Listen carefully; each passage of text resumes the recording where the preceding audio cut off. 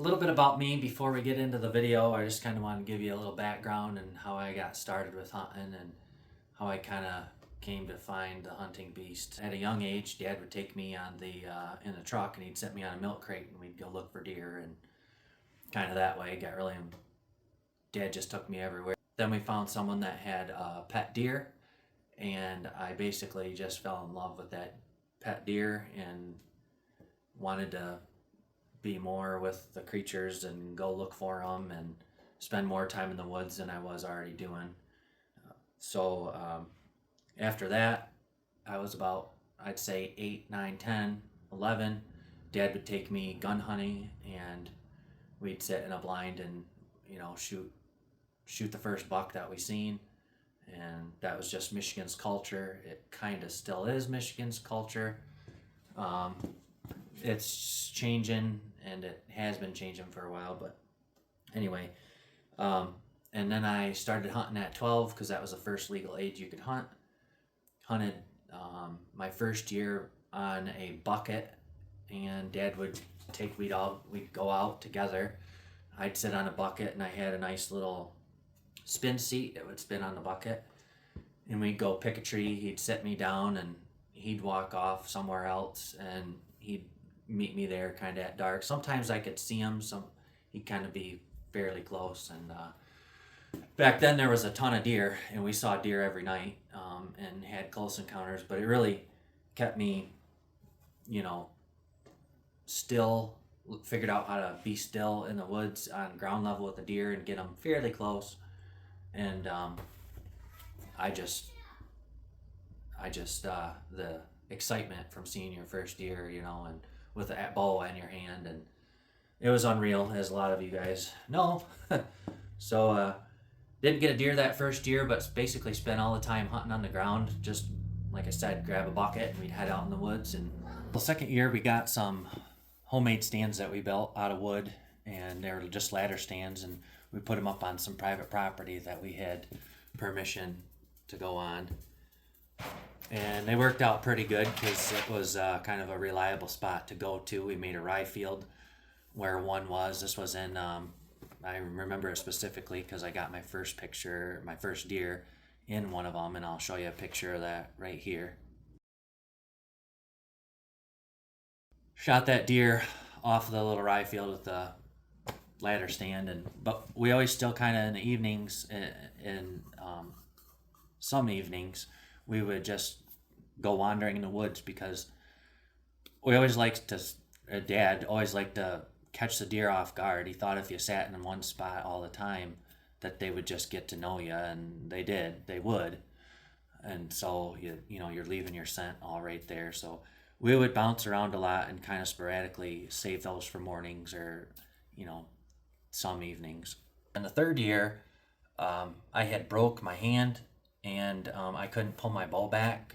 So I basically just, my grandma had a really old camera, like big camera. It was probably, you probably know the type, but they were big. And so I would go hunting with my dad, and I would just film.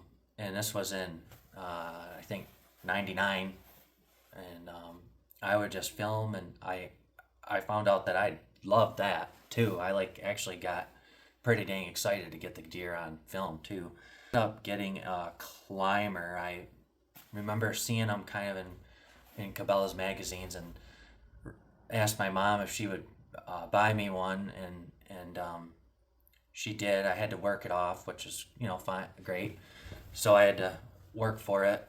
And absolutely love that climber because my dad actually had one. I kind of forgot to say this. My dad actually made one well before I was born, and he would hunt out of that climber almost exclusively.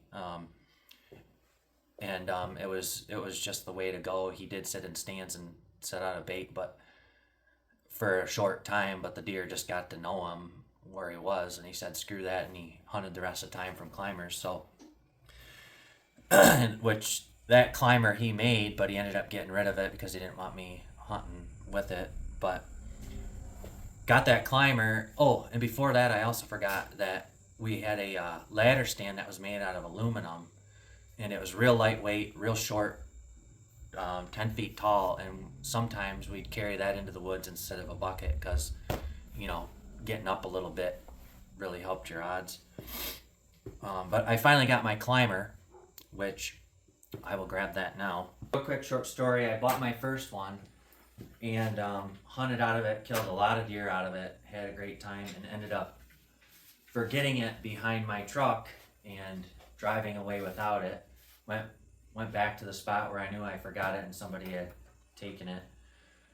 And it was just sitting on the road, you know, on the 2-track, so I don't blame them really, you know. I was tore up about it, so I ended up buying this one, which is the exact same one, but just years later, and that's why it looks so new. Because that was the way I hunted, you know. We bought some tree stands, the typical steel ones, and they were fairly reasonable price. We put those up, but we were constantly moving them. I was kept saying to Dad, we'd move them many times throughout the season, just so the deer didn't peg you down, you know. But we were also starting to move them in spots where we would sit, and then you'd figure out that the deer were moving through these areas, and we basically what it came down to is we're finding as many edges as that we could come together, whether it was, you know, oaks next to small oaks, clear cuts, red pine stands, any edge that we could find, we were putting these stands in and then using our climbers to like go from one night to the next. So we'd see the deer moving over here and you know, go over there with our climbers. So it was a great way to go, you know, moving around all the time, mobile hunting,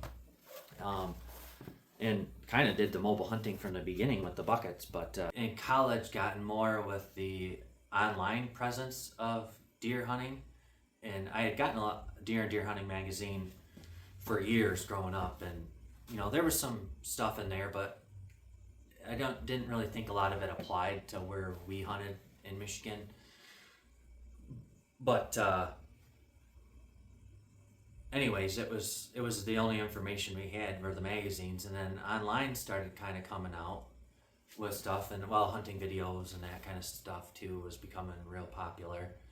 The hunting beast from maybe even a person, and so I remember looking it up online and reading at that time I think it was like just forums, which were kind of hard to go by, but I was just reading everything I could, and then the later I looked into it as time went on, I started seeing them on YouTube and then Facebook, you know, Dan Envelt and, you know, Andre DeQuisto, and, you know, you'd hear these guys there, you know, and so, you know, I've been watching Dan's stuff for probably as long as he's kind of been doing the YouTube stuff.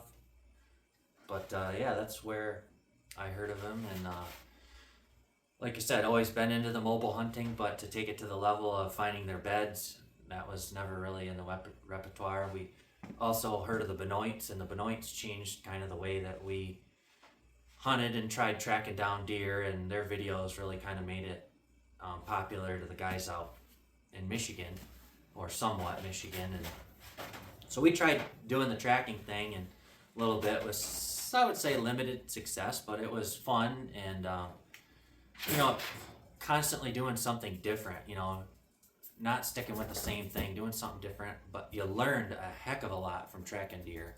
I probably learned more from tracking deer than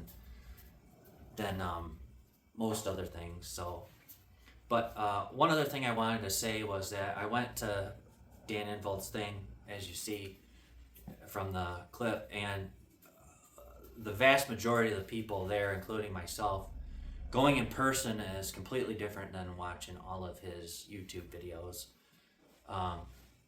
Like I said, I watched all of his YouTube videos that I can, but you know, going in person and seeing it in person is definitely worth the money that I spent. And if you're choosing between buying one of his tree stands and going to the hunting thing, I think he would even agree going to the hunting thing is worth your money more than the stand, because you can hunt out of other stands and do other things. But so I also too am kind of a saddle hunter now, just because of the strictly white how light it is, and I would like to get one of Dan's stands, but it's a little bit more pricey at the moment.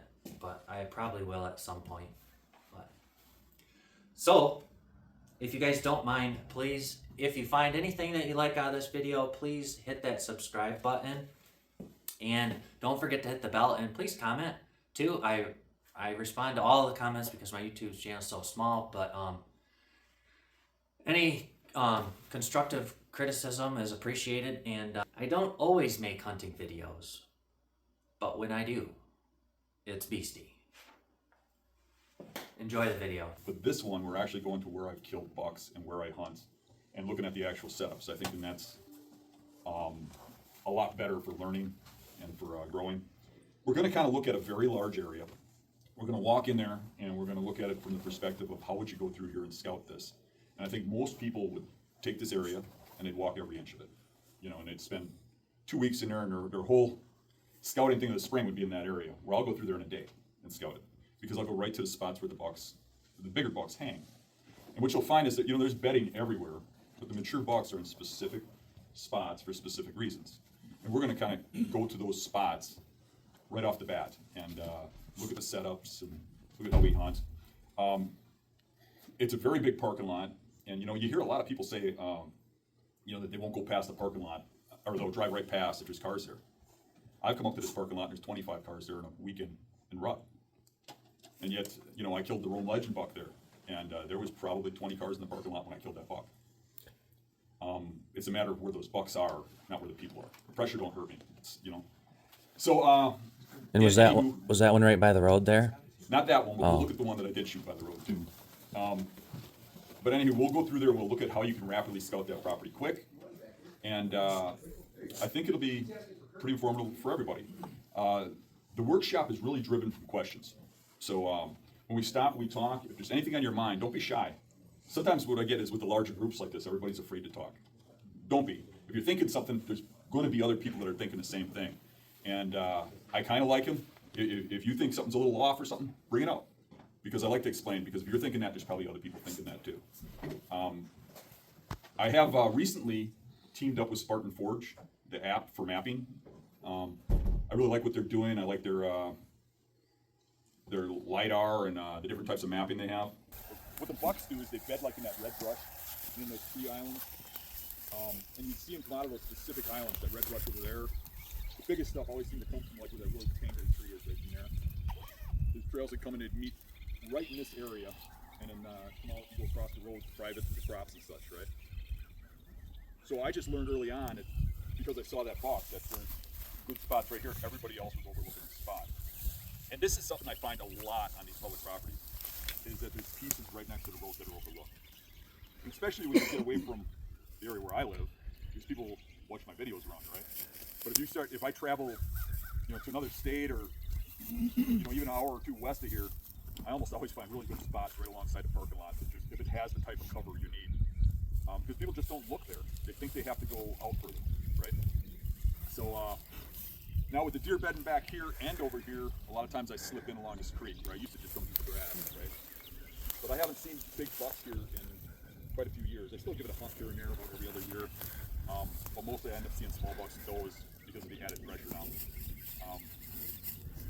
Any questions about this spot? So these bucks that you said were bedding over here, which way were they usually going? Were they going this way in the evening? Brush, come through here, and if you look, one thing I would look at is, you see these trees? See all the old rub stars? Yeah. Mm-hmm. Any year there's a big buck in there, these trees would get rubbed out. This is where they'd stage. And this year also we have a couple little small ones. I think last year it was pretty tore up. But the other side of the road, there's crops and stuff that they want to go to. There's vast cornfields and private land.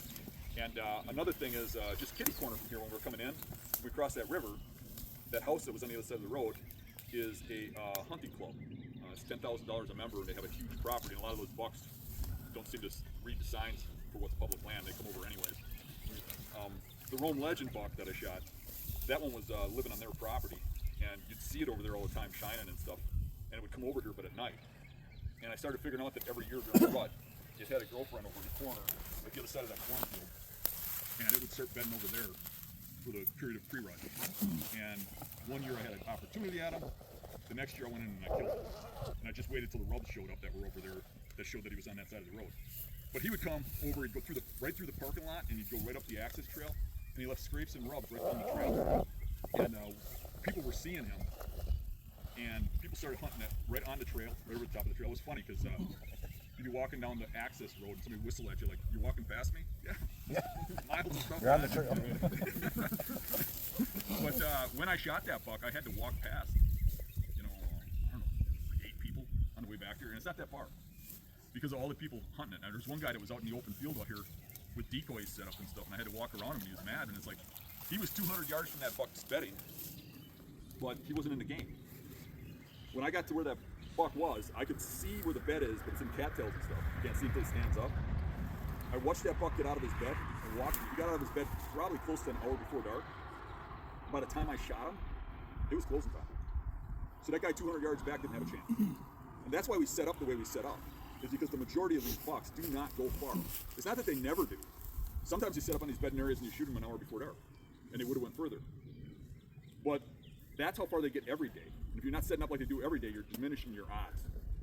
So you push those envelopes to get them where they move the most in daylight. So that's why I'm pushing myself to so close to these beds. Right here, those bucks when they get up are probably less than 100 yards. I'd say that's probably 80 yards. Just guess. When they get up and move into here, and I'm still shooting them at closing time most of the time. So these bucks were bedding here, watching these people up here, watching the road, and then watching people walk that trail. Yeah, If they could see him. Or smell them from one way. Accessing down that trail. That trail is actually right along those willow trees. Yeah. So I don't know about early season. It would be pretty thick in here. Yeah. But they still know Know where people are going, yeah. And they are kind of monitoring it, even Yeah. if they can't see from there to there. But Yep. but for a person to get off of that access trail and get to that buck. Oh, yeah. There's all this thick cover in here. They're Yeah. definitely gonna hear you coming. Right. It's a little harder to picture it now than early season because it's just I mean, if something's gonna come in, they know where to expect it from, and that's straight from that trail. right. I've been out in these islands and stuff, and had people that are pheasant hunters, dog hunting, a lot of cattails, and they pop out where you're at. How do you set up on that? So when I go in on a bedding area, I look at where they're bedded. I look at why, when, and how they're bedded there. Usually in this terrain, it's not wind specific, but there is things wind specific. Like if they're bedded on a point, a lot of times if the wind is blowing back, like straight up the point, like in your favor, they'll bed up on the point and look down the point. Right. Because they're bedding on that point for a reason.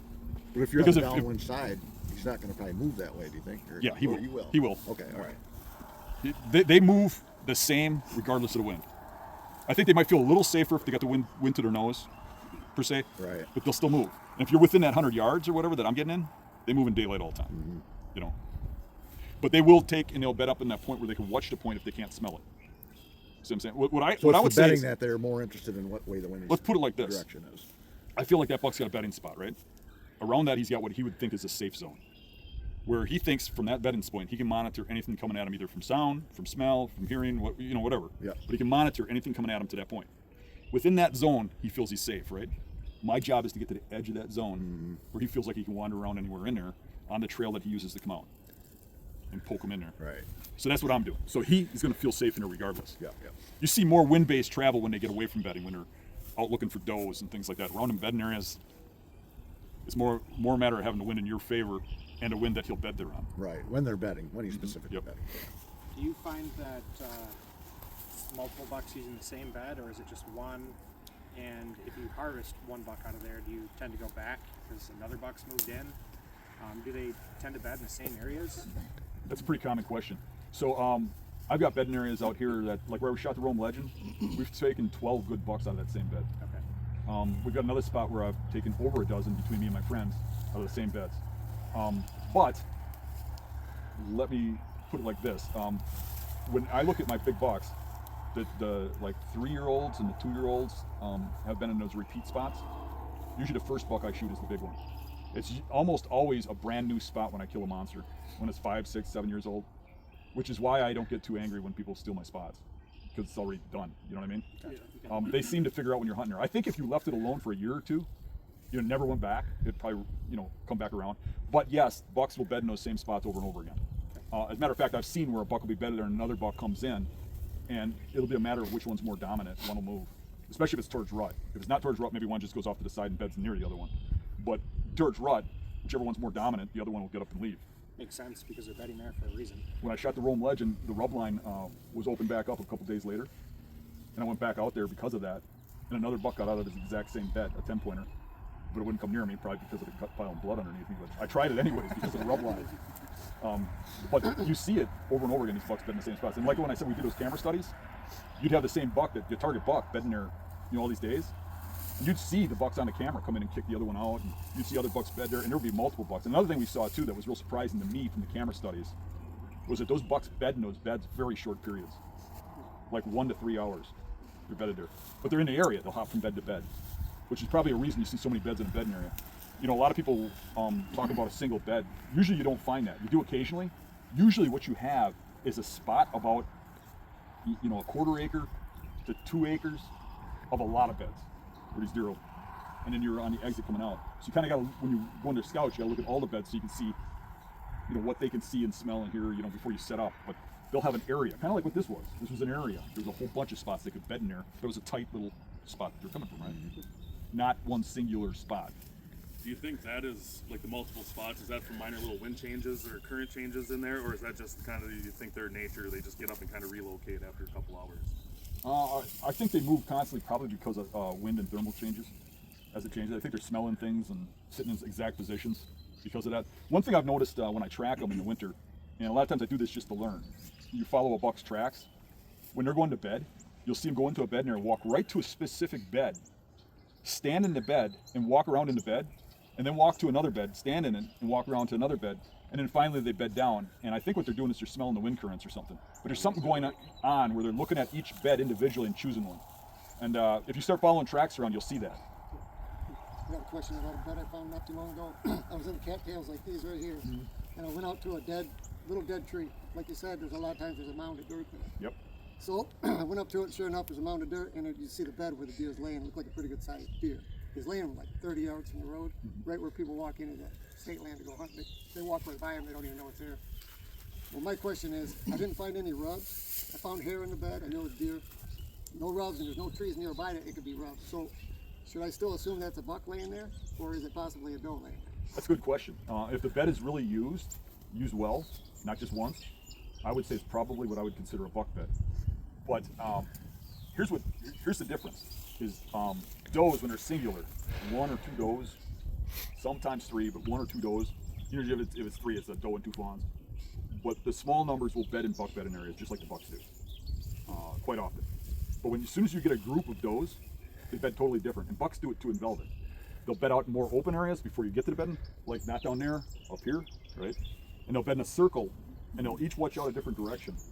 And if you find the beds like in snow or even in dirt, if you see them, because they move them a lot, so you don't see them as well in dirt. But in snow, when you see does bed, they'll bed in that circle, each looking out a different direction. So most of the time, those does are bedded like that circular fashion, up higher, watching for danger. Does look out for the group. They're the mom, the family person, right? But the bucks are solitary. They just worry about themselves, right? So they bed different. So you kind of figure that out. A buck will go into the spot, he'll look at it, and he'll be like, okay, I want an obstacle to my back. I'm gonna put this tree up against this deadfall. I wanna see over there.